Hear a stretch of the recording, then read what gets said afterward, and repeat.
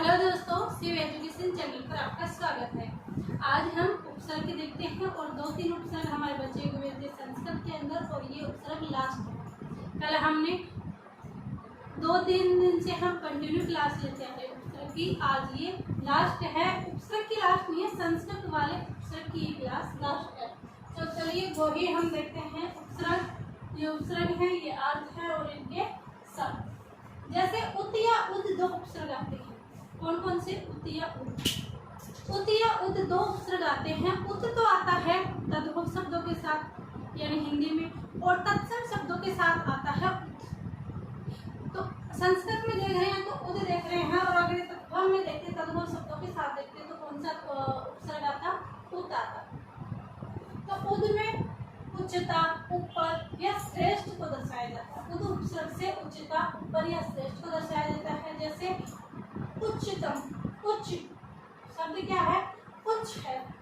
उच्च के अंदर क्या होगा? इसका हम अगर विच्छेद करें तो इसका क्या कर देंगे? इसका कर देंगे उद धन च।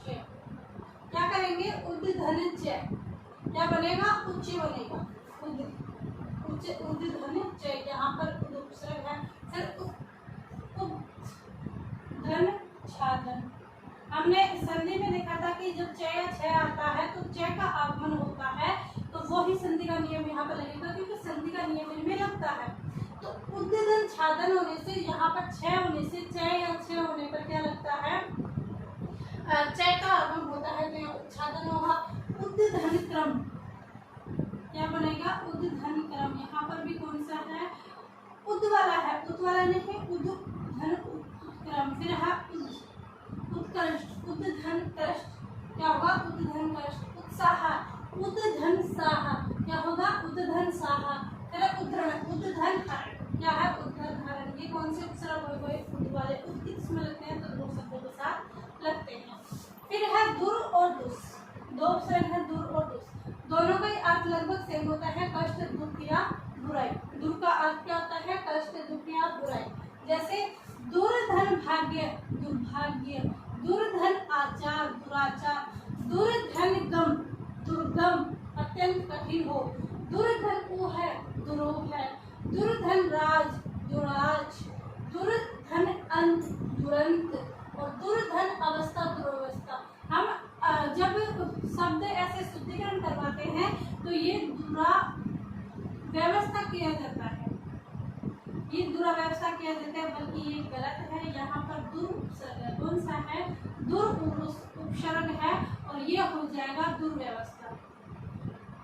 दुर्व्यवस्था हो जाएगा। इसका संधि विच्छेद कैसे होगा? जैसे दुर धन औ धन। अगर हम इसका विच्छेद करते हैं दुर अवधनिष्ठा होगा, दुरावस्था नहीं होगा। दुरावस्था शब्द शुद्ध होगा, इसलिए शब्द शुद्धि के अंदर भी ध्यान रखें। उपसर्ग टॉपिक है ये ऐसा कि उपसर्ग से शब्दों का निर्माण होता है। क्या होता है? शब्दों का निर्माण होता है। अब आते हैं दुष्पसर्ग। क्या अर्थ है? घटिया, कठिन या बुरा। दुष्परिणाम, जिसका परिणाम बुरा हो। यहाँ पर से आया है। यहाँ पर दुष्धन करते, दुष्कर्त्य, दुष्धन शासन, दुशासन। दुष्धन से है, दुष्ट है। दुष्जन चरित, दुष्चरित और दुष्धन व्यक्ति। लेकिन अगर हमें देखा जाए तो हमने देखा कि कुछ में तो हमने दुष् मूर्धन्य से लिया है, कुछ में दंतय लिया है और कुछ में तालव्य से लिया है, और ये दुष् के ही उपसर्ग के ही उपसर्ग है, दुष् के ही एग्जाम्पल है। ऐसा क्यों है? क्योंकि हमने कल देखा था कि जब निस मूर्धन्य से आ रहा था, तालव्य से आ रहा था या दंतय से आ रहा था, कोई सा भी से हम शब्दों में लिख रहे थे, लेकिन मूल उपसर्ग हमारा निस ही था यानी दंतव्य से भी उसमें आ रहा था। लेकिन संधि विच्छेद और अन्य नियमों की वजह से हमें मूर्धन्य से भी करना पड़ा था, तालव्य से भी करना था और दंतव्य से भी हमने किया था। लेकिन हमसे अगर उसमें पूछा जाए कि मूल शब्द क्या है तो हम निस ही शब्द कर रहे थे।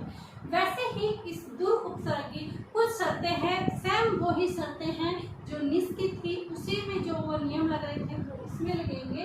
तो क्या है कि यदि दुष् का, जिसमें निस तालव्य दंतव्य से था, ऐसे ही इसमें भी शब्द में चाहे मूर्धन्य से हो और दंतव्य हो या फिर तालव्य से हो, कोई सा भी से हो, लेकिन मूल उपसर्ग हमारा कौन सा होगा? दुस होगा, यानी इसमें दंतय से ही आएगा। अब है दुस का दुस ही रहेगा, संधि नहीं मारनी।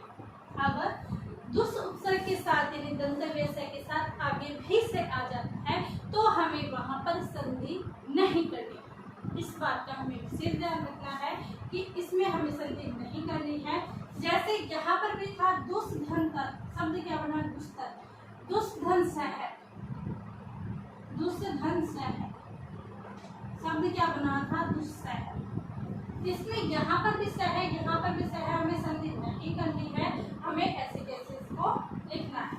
फिर दूसरी शर्त है हमारा कि दुस के बाद च, छ या सह आने पर हमें दुस कर देना है, तालव्य से कर देना है। दुस के बाद च, छ या सह है तो हमें तालव्य से कर देना। ऐसा ही हमने निस में भी किया था। जैसे दुस धन छल, दुस छल, ऐसे ही दुस धन शासन है जो शासन। तो इस से का यहाँ पर तालव्य से आ रहा है तो ये भी बन जाएगा, शब्द क्या बनेगा? दुशासन। दुष्धन चरित्र, दुष्धन चरित्र। यहाँ पर भी ये वाला से आ रहा था, सॉरी च आ रहा था, तो दुष्धन चरित्र हमने किया क्योंकि हमने देखा है कि दुस के बाद च, छ या तालव्य से आए तो हमें दुस के अंदर तालव्य से ही कर देना है। एग्जाम्पल।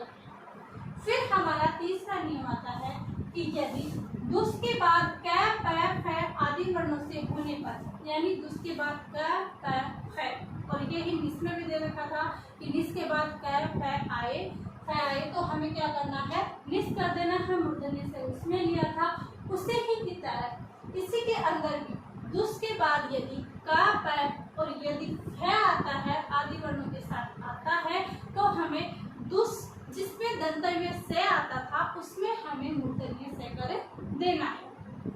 जैसे दुष्धन क्रम शब्द बनेगा हमारा, दुस से आया है, कै वर्ग यहाँ पर आया है, दुष्कर्म, शब्द के नाम दुष्कर्म। अब है दुष्प्रवृत्ति, तो यहाँ पर हमें दुष उपसर्ग लिख लेना है, दुष्धन प्रय, दुष्प्रवृत्ति। दुष्फल, वही फे यहाँ पर आया, फे हमने यहाँ पर लिया था, दुष्धन फल। फिर है दुष्प्रभाव, दुष्धन प्रय,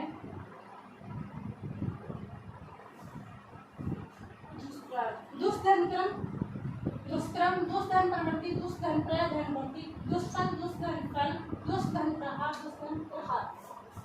ऐसे हमने देखा था दुष्धन परिणाम, शब्द क्या बना?